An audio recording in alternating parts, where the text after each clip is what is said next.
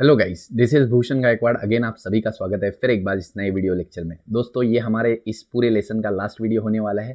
तो इस लेसन का लास्ट वीडियो लेक्चर होने वाला है और इस वीडियो लेक्चर में हम बात करेंगे बायो पायरेसी के बारे में। ठीक है, तो बेसिकली पायरेट्स क्या होते हैं और बायो पायरेसी क्या होती है उसके बारे में हमको सबसे पहले समझाया गया है।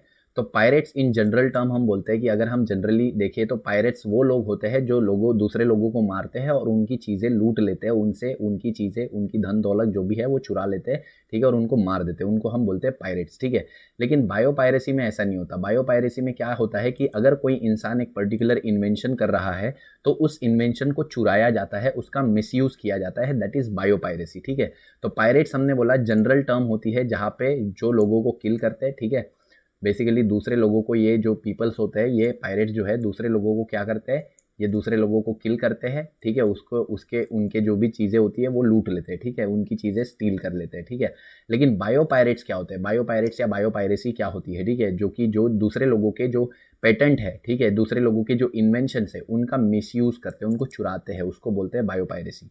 बायो पायरेसी हम देखते हैं, it is defined as a theft of various natural products. ठीक है, and the selling them by getting patent without giving any benefit to the or compensation back to the host or the country। ठीक है, तो यहाँ पे बोला है कि कुछ नेचुरल प्रोडक्ट्स को ये सेल किया जाता है। ठीक है, उसको पेटेंट भी कराया जाता है, मतलब एक चीज़, एक इन्वेंशन जो पहले से ही पेटेंटेड है, पहले से उसका पेटेंट है या पहले से उसकी कोई वैल्यू है जिसको पहले से किसी ने डिस्कवर कर रखा है, तो उसको यूज़ किया जाता है, उसको रीपेटेंट किया जाता है, फिर से उसको पेटेंट करवाया जाता है और उसका कोई भी क्रेडिट एक पर्सन को या एक कंट्री को नहीं दिया जाता कि भाई ये जो चीज़ थी, ये जो इन्वेंशन था, ये इस कंट्री से बिलोंग करता था। तो कोई कंपनसेशन, कोई क्रेडिट नहीं दिया जाता। दूसरे कंट्री का जो भी इन्वेंशन है उसको यूज़ किया जाता है, उसको पेटेंट किया जाता है, उसको रीसेल किया जाता है। ठीक है, तो इस तरीके से बायोपायरेसी होती है। ठीक है, जैसे कि कुछ एग्जाम्पल्स आपको आगे देखने मिलेंगे ही उसके। ठीक है, तो यहाँ पे इन शॉर्ट क्या बोला है, इन शॉर्ट बायोपायरेसी को बोला गया है, it is unauthorised misappropriation of any biological resource and indigenous knowledge. तो यहाँ पे बोला है कि अनऑथराइज्ड मिस अप्रोप्रिएशन होता है, मतलब मिस यूज होता है, अनऑथराइज्ड मिस यूज होता है किसी भी चीज़ का। ठीक है, बायोलॉजिकल रिसोर्स का, कोई सब्सटेंस का। ठीक है, इसके अलावा इंडिजिनस नॉलेज का, जो कंट्री की एक नॉलेज होती है बहुत पुराने ज़माने से, जैसे हम इंडियंस की एक बहुत ही पुराने ज़माने से आयुर्वेदा को हम फॉलो करते आ रहे हैं। आयुर्वेदा में बहुत सारी मेडिसिन का जिक्र है, बहुत सारी ट्रीटमेंट्स का जिक्र है। ठीक है, तो इस नॉलेज को बाहर के लोग क्या करते हैं, अपने फायदे के लिए यूज़ करते हैं, उसको पेटेंट करवाते हैं। ठीक है, उस नॉलेज के बेसिस पे चीज़ों को पेटेंट करवाते हैं और अपना क्रेडिट देते हैं उसको। ठीक है, मतलब कि भाई हमने इन्वेंट किया है। एक्चुअली ये ले कहाँ से गए हैं नॉलेज? इंडिया से, आयुर्वेदा से, और फिर उसको अपने नाम से बेच रहे हैं। तो it is a wrong thing. ठीक है, it is called as biopiracy. ठीक है, तो बायोपायरेसी में हम क्या बोलते हैं कि बायोपायरेसी में किसी भी चीज़ का, नॉलेज का मिसयूज़ होता है। ठीक है, जो एक कंट्री की इंडिजिनस नॉलेज थी, बहुत पुराने समय से वो चीज़ को फॉलो करते आ रहे थे, पर्टिकुलर मेडिसिन को यूज़ करते आ रहे थे, जैसे टर्मरिक, नीम, हम लोग बहुत पुराने ज़माने से यूज़ करते आ रहे थे। लेकिन कुछ ऐसे कंपनीज़ हैं जिन्होंने अभी अभी पिछले 10 साल में, पिछले 20-40 साल में उसका पेटेंट करवा दिया कि भाई ये तो हमने खोजा है, टर्मरिक की मेडिसिनल प्रॉपर्टी हमने खोजी है, हीलिंग प्रॉपर्टी हमने खोजी है, नीम की कुछ प्रॉपर्टीज़ है वो हमने खोजी है। तो वो उनको ऐसा लगता है कि भाई हमने ये किया है। ठीक है, बट ये एक्चुअली हमारे आयुर्वेदा में कई हज़ारों सालों से लिखा गया है। ठीक है, तो ये हमारी कंट्री की नॉलेज को अपनी बता के उस पर पेटेंट करवा रहे हैं और उससे हज़ारों लाखों डॉलर्स कमा रहे हैं और उसका कोई क्रेडिट इंडिया को नहीं दे रहे। तो it is a wrong thing और इसी को बायो पायरेसी या बायो पेटेंटिंग बोलते हैं। चलो ठीक है, हमको क्रेडिट नहीं मिल रहा है, हमको डॉलर्स नहीं मिल रहे, इट्स ओके, बट ये इस पेटेंट करवाने के बाद वो पूरा पूरा हक जो होता है, पूरा राइट जो होता है, वो उनको चले जाता है। ठीक है, अगर हमें कोई भी टर्मरिक के प्रोडक्ट्स बनवाने हैं या कोई भी ऐसा, अगर हमें दवाई बनानी है और उन्होंने अगर हम पे लीगल एक्शन ले लिया कि भाई ये तो हमने खोजी है, इसकी हीलिंग प्रॉपर्टीज़, और आप इस पे कैसे दवाई बना रहे हो, तो ये हमारे लिए नुकसानमंद है। ठीक है, तो इसीलिए अगर हमारा ये नॉलेज है तो हमारे ही फ़ायदे में आना चाहिए और या फिर सबके फ़ायदे में आना चाहिए। ऐसा कोई एक कंपनी ने हमारी इन्वेंशन है बोल के उसको यूज़ या मिसयूज़ नहीं करना चाहिए। ठीक है, तो उसी को हम बायो पेटेंटिंग में पढ़ते हैं। ठीक है, इसके अलावा यहाँ पे बोला गया है मोस्ट डेवलप्ड इंडस्ट्रियलाइज्ड कंट्री। ठीक है, बहुत डेवलप जो कंट्रीज होती है, इंडस्ट्रियलाइज, फाइनेंशियली रिच नेशंस जो होते हैं, उनके पास पुअर बायोडाइवर्सिटी होती है, मतलब ऐसी कंट्री जिसका इकोनॉमी बहुत अच्छा है, जिसका डेवलपमेंट अच्छा हो गया है, जो फुल्ली डेवलप्ड है। ठीक है, इकोनॉमिकली फुल्ली डेवलप्ड है, जैसे यूएसए हो गया, जर्मनी हो गया, fully economic countries, fully developed countries है। ठीक है, तो ऐसी डेवलप्ड कंट्रीज क्या करती है, उनके पास बायोडाइवर्सिटी की कमी होती है, उनके पास इंडिजिनस नॉलेज की कमी होती है, उनके पास कोई ऐसा पर्टिकुलर नॉलेज नहीं है कि भाई पुराने फलों को कैसा यूज़ किया जाए, मेडिसिन को कैसे यूज़ किया जाए, वगैरह वगैरह कुछ नहीं है। जो छोटी कंट्रीज़ होती है, जैसे इंडिया जो अंडर डेवलप्ड कंट्रीज़ है, अफ्रीका आप देखो एक अंडर डेवलप्ड कंट्रीज़ है, ठीक है, इंडोनेशिया अंडर डेवलप्ड कंट्रीज़ है, ठीक है। तो ये जो अंडर डेवलप्ड कंट्रीज़ होती है उनके पास ट्रेडिशनल नॉलेज होता है, बहुत ज़्यादा इंडिजिनस नॉलेज होता है, जो कि बहुत हज़ारों सालों से उनके जो पूर्वज से ये ट्रांसफ़र होते आता है जनरेशन टू जनरेशन, ठीक है। तो इस ट्रेडिशनल नॉलेज को हम लोग बेटर जानते हैं जो छोटी कंट्री से बिलोंग करते हैं, ठीक है। और हमको पता होता है कि बायो रिसोर्सेज को कैसे यूज़ करना है, बायोलॉजिकल रिसोर्सेज जो हमारे लिए अवेलेबल है उनको किस तरीके से यूज़ करना है, ये सब कुछ हमें पता होता है, ठीक है। तो ये बड़ी कंट्रीज़ क्या करती है, ये हमारा नॉलेज चुरा के लेके जाती है उधर और वो अपने नाम से उसके पेटेंट बनवाती है, ठीक है। तो यही बोला है, ट्रेडिशनल नॉलेज जो है वो नेचुरली इंक्लूड करता है deep understanding of ecological processes, ecosystem कैसे काम करता है, इकोलॉजिकल प्रोसेस कैसे काम करती है, ये सारे नॉलेज हमारे इंडिजिनस सिस्टम में होती है और ये जनरेशन टू जनरेशन ट्रांसफर होती है, ठीक है। Most traditional knowledge is handed down to through the generation, देखो ये बोला है ज़्यादातर ट्रेडिशनल नॉलेज जो है वो हैंड डाउन की जाती है नेक्स्ट जनरेशन को और वो पीढ़ी दर पीढ़ी चलते आती है, ठीक है। This helps them to develop modern commercial application that saves the maker time money and effort. तो ऐसे में हमें बहुत ज़्यादा ईजी हो जाता है कि हमें वो सारी नॉलेज होती है तो हम क्या करते हैं, अपने को जो भी चीज़ें चाहिए हम नेचर से ले लेते हैं, ठीक है। अब यहाँ पे ये कंपनीज क्या करती है, जो बड़ी बड़ी कंट्रीज होती है ये क्या करती है, ठीक है। कंपोनेंट्स ऑफ ट्रेडिशनल नॉलेज में कौन कौन सी नॉलेज आता है, ठीक है, कौन कौन सी नॉलेज आते हैं पहले वो देख लेते हैं, फिर ये क्या करते हैं मैंने बता ही दिया है आपको।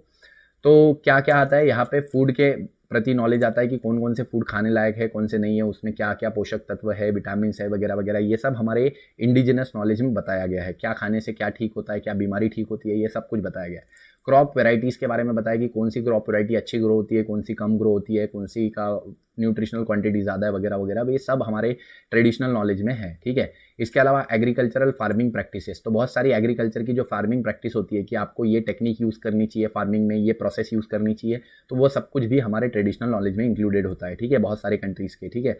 Sustainable management of natural resources, ठीक है, नेचुरल रिसोर्सेज को कैसे मैनेज किया जाए उसके बारे में, नेचुरल रिसोर्सेज को कैसे रिसोर्सेज को कैसे कंजर्व किया जाए, कैसे प्रोटेक्ट करके रखा जाए, उसके बारे में भी नॉलेज हमें मिलती है फ्रॉम जनरेशन टू जनरेशन। जैसे एक सिंपल एग्जांपल आपको बताऊं, जो मछुआरे फिशिंग करते हैं वो क्या करते हैं, वो ऑल द टाइम फिशिंग करेंगे थ्रू आउट द ईयर, लेकिन जो मानसून का पीरियड होता है जून जुलाई अगस्त, उसमें वो फिशिंग नहीं करते। आप देखना क्यों फिशिंग नहीं करते, क्योंकि उनको अपने रिसोर्सेज बचा के रखने। इस टाइम पे फिशेस एग ले करती है, अंडे देती है, अगर इस टाइम पे वो फिशेस को कैप्चर कर लेंगे तो अंडे देने वाली फिशेस को हम खा लेंगे और फिर वो जो 1000 लाख अंडे देने वाली थी, जो लाख फिश वहाँ पे बनने वाली थी, वो अगले साल हमको मिलेगी क्या, नहीं मिलेगी, सिंपल सी बात है ना।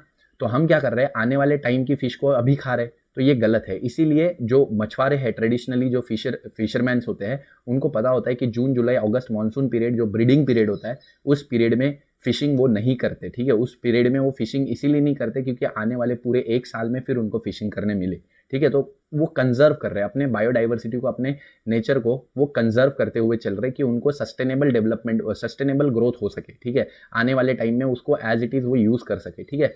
तो ये सारी नॉलेज हमको कहाँ से मिलती है, हमारे पूर्वजों से मिलती है, ठीक है, सिंपली बात है, हमारे ट्रेडिशन में ये है पहले से knowledge. Biological importance of medicine, biologically medicine कौन कौन सी इंपॉर्टेंट है, ये सब कुछ हमारे आयुर्वेदा में लिखा गया है।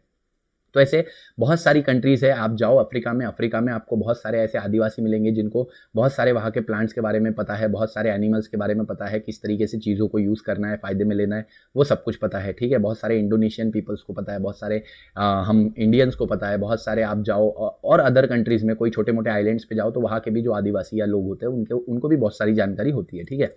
तो वही चीज़ें हम यहाँ पे देखते हैं कि अंडर डेवलप कंट्रीज़ के पास बहुत सारा नॉलेज का भंडार होता है और इसी नॉलेज को कौन यूज़ करता है, डेवलप कंट्रीज़ यूज़ करती है। वो क्या करते हैं, इन नॉलेज को चुरा के लेके जाती है और बताती है कि ये खोज हमने की है, ठीक है। हल्दी की मेडिसिनल प्रॉपर्टी हमने ढूंढी है, नीम की मेडिसिनल प्रॉपर्टी हमने ढूंढी है। भाई तुमने क्या ढूंढी है, तुम्हारे पास क्या प्रॉपर्टीज़ है, तुमको तो पता भी नहीं था। हमारे आयुर्वेदिक में ये हज़ारों सालों से ये अवेलेबल है, तो it is a type of biopiracy हम बोल सकते हैं, ठीक है। तो बाकी यही चीज़ें दी है कि इनको कैसे एनिमल को हम कंजर्व करें और किस तरीके से उसको हम फ्यूचर में यूज़ कर सकते हैं, एनिमल्स को, प्लांट को कंजर्व करके हम उन्हीं को सस्टेनेबली यूज़ कर सकते हैं फॉर आवर बेटर ग्रोथ, ठीक है। नेक्स्ट पेज में हमको देखने को मिलता है यहाँ पे बायोडाइवर्सिटी के कुछ बायोडाइवर्सिटी नहीं, बायोपायरेसी के कुछ एग्जाम्पल्स कि किस किस तरीके से बायोपायरेसी की गई है, ठीक है। तो उसके बारे में थोड़ा सा देखेंगे। The act of piracy is unauthorise publication और reproduction of another persons work और मटेरियल। तो यहाँ पे बोला है कि हम किसी और पर्सन के वर्क का रिपब्लिकेशन कर रहे हैं, मतलब उसी का वर्क है, उसी के वर्क को हम दुनिया के सामने नया मॉडिफाई करके बता रहे हैं और बोल रहे हैं कि भाई ये खोज हमारी है, तो it is a wrong thing, ठीक है, it is a bio piracy, ठीक है। When someone indulges in the piracy, the accused is using someone's work illegally or without taking any permission, ठीक है। तो यहाँ पे हम बोलते हैं कि बायो पायरेसी में जब भी कोई पर्सन अक्यूज होता है कि भाई वो किसी दूसरे का काम यूज़ कर रहा है, किसी दूसरे का पेटेंट यूज़ कर रहा है, किसी दूसरे का इनोवेशन यूज़ कर रहा है, तो ऐसे में उस पर एक प्रॉपर एक्शन होता है, इलीगल होता है ये सारी चीज़ें, ठीक है। तो the inventions and discovery of pharmaceutical and agricultural researches are not new as to qualify the invention as they are based on the centuries of the knowledge and the traditional societies। तो यहाँ पे बोला गया है कि बहुत सालों से ये नॉलेजेस जो है ये कंट्री टू हम देख रहे हैं जनरेशन टू जनरेशन ट्रैवल करते जा रहा है हर कंट्री में, ठीक है। और इसी नॉलेज को कुछ लोग यूज़ करते हैं और उनको वो बायोपायरेसी में यूज़ करते हैं, ठीक है। तो अभी हम कुछ एग्जाम्पल देखेंगे बायोपायरेसी के। तो सबसे पहला एग्जाम्पल है पेटेंटिंग ऑफ नीम से रिलेटेड। हमने बोला था नीम के भी पेटेंट हुए हैं। नीम हमारे आयुर्वेद में हम हज़ारों सालों से हमको उसके बारे में पता है, उसके बारे में नॉलेज है, लेकिन फिर भी नीम का जो है बायो पेटेंटिंग किया गया है फिर से, ठीक है। इसका मतलब इसका बायोपायरेसी हुआ है, ठीक है। तो इसका साइंटिफिक नेम देखो क्या है, अज़ाडायरेक्टा इंडिका, ठीक है। अज़ाडायरेक्टा इंडिका यानी नीम का भी बायोपायरेसी हुआ है। तो हमें इंडिया के पीपल को पता है वैरायटी ऑफ वेज हम नीम को यूज़ करते हैं, नीम को वैरायटी ऑफ वेज में यूज़ किया जाता है। हमारे घर में मच्छर भगाने के लिए भी तो हम नीम यूज़ करते हैं भाई। हम क्या करते हैं, गोबर की जो गौरी होती है उसको जलाते हैं, उसके ऊपर नीम डालते हैं, नीम का धुआं पूरे घर में करते हैं और मच्छर को भगाते हैं, ठीक है। तो ऐसे नीम के बहुत सारे ऐसे रिसोर्स, बहुत सारे ऐसे यूजेस है जो कि हमको पता है। हमारे इधर तो नीम के जो पेड़ का जो ये होता है, टहनी होती है छोटी सी ग्रीन वाली, उससे दांत भी घसा करते हैं, ठीक है। उसको एज अ दंत मंजन यूज़ किया करते हैं, ठीक है। तो बहुत से अलग अलग तरीके के यूजेस होते हैं नीम के, ठीक है। तो ये सारे यूजेस हमें पता है सिंस द टाइम इममेमोरियल, ठीक है। तो मतलब जब से हमें समय के बारे में भी पता नहीं था, उस टाइम से हमें नीम के बारे में पता है, ठीक है। Properties of Neem with entire world हमने शेयर की है। हमारी जो नीम की प्रॉपर्टीज है हमने सारे दुनिया के साथ शेयर की है, ठीक है। उसके बाद भी एक USDA यानी एक कंपनी है जो कि अमेरिकन कंपनी, अमेरिकन MNC है, मल्टीनेशनल कंपनी है, ठीक है, WR grace. In the early 90s इन्होंने क्या किया, यूरोपियन पेटेंट बना दिया, ठीक है। यूरोपियन पेटेंट ऑफिस में इसका पेटेंट बना दिया कि भाई जो नीम की एबिलिटी है वो हमको पता है और नीम एक फंगिसाइडल की तरह काम करता है, फंगस को किल करने में काम करता है, ये इन्होंने बताया। भाई अब तुम बताओगे फंगस की तरह काम करता है, हमको पता है, ठीक है। तो यही है that is method of controlling on the plants by the old hydrophobic extracted Neem oil, ठीक है। तो उन्होंने बताया कि नीम का जो ऑयल होता है वो फंगस को किल करने में के लिए यानी फंगिसाइडल प्रॉपर्टीज इसमें होती है। तो ये जो है ये एक तरीके का बायोपायरेसी है कि हमें हमारे आयुर्वेदा में इसके बारे में, इसके यूजेस के बारे में बहुत सारा लिखा गया है। और उसके बाद भी USA की ये जो कंपनी है, USDA कंपनी MNC, जो कि यूरोपियन पेटेंट ऑफिस में इन्होंने पेटेंट करवाया है और बोला है कि नीम में जो फंगिसाइडल इफेक्ट्स है वो हमने ढूंढ के निकाले, ठीक है। तो it is a wrong thing. दूसरा हमको देखने मिलता है पेटेंटिंग ऑफ बासमती। बासमती एक एरोमेटिक राइस की वैरायटी है, हमको पता है, बहुत ही अच्छा अरोमा, बहुत ही अच्छा सुगंध इसमें से आता है, ठीक है। और बासमती के बारे में भी हमको पता है कि basmati is a long grained aromatic variety, ठीक है, and it is rice indigenous to the Indian subcontinent, ठीक है। तो बहुत इंडिया में बहुत हर अलग अलग जगह बासमती को ग्रो किया जाता है, ठीक है। 1997 में US patent and trademark office granted a patent to Texas, ठीक है। तो एक अमेरिका की टेक्सस बेस्ड कंपनी थी, टेक्सस की एक कंपनी थी, उस टेक्सस की कंपनी को राइस का ये बासमती का पेटेंट दिया गया, ठीक है। बासमती राइस का पेटेंट दिया गया और इस बासमती राइस के नाम को उन्होंने रखा टेक्समती, ठीक है। बासमती राइस था ये सेम हमारा ही बासमती राइस, उसका नाम इन्होंने रखा भाई टेक्समती, ठीक है। तो देखो उनको टेक्समती नाम से पेटेंट करवा लिया। अब ये तो गलत हुआ, ये बासमती राइस इंडिया का है, इंडियन ओरिजिन का है, ठीक है, और आप उसको अपने देश में ले जाके टेक्समती बना रहे हो and it is totally wrong. It is again मतलब पेटेंट का पेटेंट करवाया जा रहा है, ठीक है। तो ये गलत तरीके से है और उन्होंने 20 अलग अलग दलीलें दी, 20 अलग अलग क्लेम्स किए कि भाई इसको हमने नया इन्वेंट किया है और ये गलत है। नया इन्वेंट करने की ऐसी कोई अलग प्रूफ नहीं हो पाया कि ये उनका डिस्कवरी है, ये सेम टू सेम हमारे यहाँ पहले से अवेलेबल है by the name of basmati, ठीक है। तो इसके बारे में प्रोटेस्ट किया गया, बहुत ज़्यादा मूवमेंट हुआ, प्रोटेस्ट हुआ, जिसके वजह से मार्च 2001 में इसका जो पेटेंट है वो रिजेक्ट कर दिया गया और सारे क्लेम्स रिजेक्ट कर दिए गए, ठीक है। तो ऐसे ही हल्दी का भी बायोपायरेसी होता है, हल्दी यानी टर्मरिक जिसको हम मानते हैं, ठीक है। और हल्दी की बहुत सारी हीलिंग प्रॉपर्टीज़ होती है, हल्दी में बहुत सारे स्किन के प्रॉब्लम्स को सॉल्व करने की प्रॉपर्टीज़ होती है, ये हमको पहले से पता है, इसलिए तो हमारे यहाँ शादी में हल्दी लगाई जाती है ना। तो ये सारी प्रॉपर्टीज़ हमको हज़ारों सालों से पहले से पता है, ठीक है।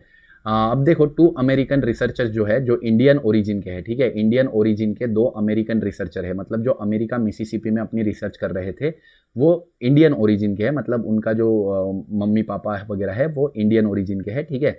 तो उन्होंने देखा कि भाई हल्दी के बारे में यहाँ पे एक रिसर्च में पेटेंट बनाया गया है, ठीक है। तो यहाँ पे इन्होंने एक क्लेम पुट किया, ठीक है, क्लेम डाला कि US patent and trademark office ने एक पेटेंट जाहिर किया है हल्दी से रिलेटेड, हल्दी हीलिंग प्रॉपर्टीज से रिलेटेड एक पेटेंट उन्होंने दिया है कि भाई हल्दी का हीलिंग प्रॉपर्टीज हमने डिस्कवर किया है, ये बता रहा है, ठीक है। तो ये जो है ये तो गलत है, तो इसके लिए इन्होंने उस पर क्लेम किया कि आप कैसे बता सकते हैं।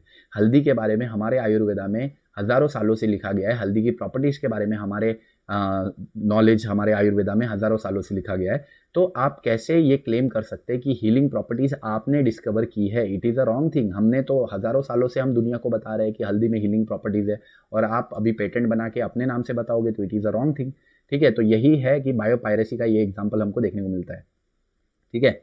तो इसके बारे में आगे और दिया है, surprisingly they were granted a patent in March 1995। 1995 में उसको पेटेंट भी मिल गया, ठीक है, यूएस बेस्ड कंपनी को पेटेंट भी मिल गया कि भाई हल्दी जो है वो जो है हीलिंग प्रॉपर्टी शो करता है, और उसके लिए उनको पेटेंट भी दे दिया गया, ठीक है, जो हमारे आयुर्वेदा में बहुत पहले से लिखा गया है, ठीक है। उसके बारे में फिर आगे क्या हुआ, आगे बहुत ज़्यादा इंडियन काउंसिल जो है, दैट इज़ हमारी council of scientific and industrial research, CSIR बोलते हैं इसको, council of scientific and industrial research, CSIR ने इसमें इनिशिएटिव लिया। इन्होंने एक एप्लीकेशन भेजा उनके तरफ और बोला कि री एग्जामिनेशन कीजिए आप और देखें कि हमारा जो आपका जो पेटेंट है वो सही है या गलत है। तो जब यूएस पेटेंट ऑफिस ने उसको री एग्जामाइन किया तब उनको अपनी गलती समझ में आई, दे रियलाइज देयर मिस्टेक, ठीक है, और उसके बाद उन्होंने वो पेटेंट को क्या कर दिया गया, कैंसिल कर दिया, ठीक है। तो ये सब क्यों हुआ, क्योंकि इंडियन ओरिजिन के वो 2 साइंटिस्ट थे जिन्होंने आवाज़ उठाई, ठीक है। सबसे पहले वो शाउट किए, उन्होंने आवाज़ उठाई, ठीक है, उसके बाद ही ये सब कुछ पॉसिबल हुआ। तो ऐसे हमारे बहुत सारे ऐसे रिसर्चेस, बहुत सारे हमारी ऐसी इंडिजिनस नॉलेज है, इंडियन नॉलेज है, जिसको हज़ारों सालों से वो हमें पता है, लेकिन हम उसको नज़रअंदाज करते हैं, हम आयुर्वेदा को नज़रअंदाज करते हैं, हम बहुत सारे हमारे इंडिजिनस नॉलेज को नज़रअंदाज करते हैं, और बाहर के लोग उसका फ़ायदा उठाते हैं, ठीक है। तो अदर कंट्रीज़ के लोग उसको अपनी रिसर्च बना के फिर बेचते हैं, ठीक है। उसका हमें क्या नुकसान होता है, वो तो $1 मिलियन कमा ही रहे, लेकिन उसके साथ अगर वही प्रोडक्ट हमें यूज़ करना है एज अ हल्दी को, अगर हमें किसी मेडिसिन में यूज़ करना है तो हमें उनकी परमिशन लेनी पड़ेगी, and it is a very wrong thing again, ठीक है। इसके बाद हम बात करते हैं कि भाई यहाँ पे सबसे ज़्यादा ज़रूरत है अवेयरनेस की, ठीक है, लिटरेसी मूवमेंट होनी चाहिए इंडियन स्कूल्स में रिगार्डिंग द बायोटेक्नोलॉजी, ठीक है। बायोटेक्नोलॉजी क्या होता है, जेनेटिकली मॉडिफाइड प्लांट्स क्या होते हैं, जेनेटिक लिटरेसी के बारे में मूवमेंट्स होनी चाहिए इंडियन स्कूल्स में, कॉलेजेस में, बेटर अंडरस्टैंडिंग होनी चाहिए लोगों में, ठीक है, कि भाई जेनेटिक्स है क्या actually, genetically modified organism plants है क्या, ठीक है। और इसी के साथ हम देखते हैं बायोटेक्नोलॉजी, और उसको प्रमोट करना चाहिए to safe meaningful use of the technology in modern life science. तो ठीक है, मॉडर्न लाइफ साइंस में हम बायोटेक्नोलॉजी को हम अपने बेनिफिट्स के लिए कैसे यूज़ कर सकते हैं, ये सारी चीज़ों का अवेयरनेस लोगों में फैलाना चाहिए, ठीक है।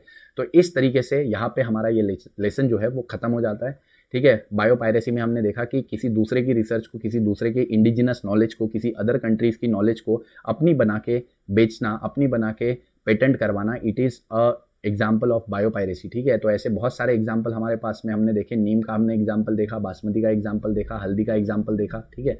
तो दीज आर, और ऐसे बहुत सारे अनगिनत एग्जाम्पल्स है जो कि हो रहे हैं दिन बाय दिन। बहुत सारे बायोपायरेसी के केसेस और सामने आ रहे हैं, लेकिन ये कुछ बहुत फेमस बायोपायरेसी के एग्जाम्पल्स है जिनको हम स्टडी करते हैं हमारे सिलेबस में, ठीक है।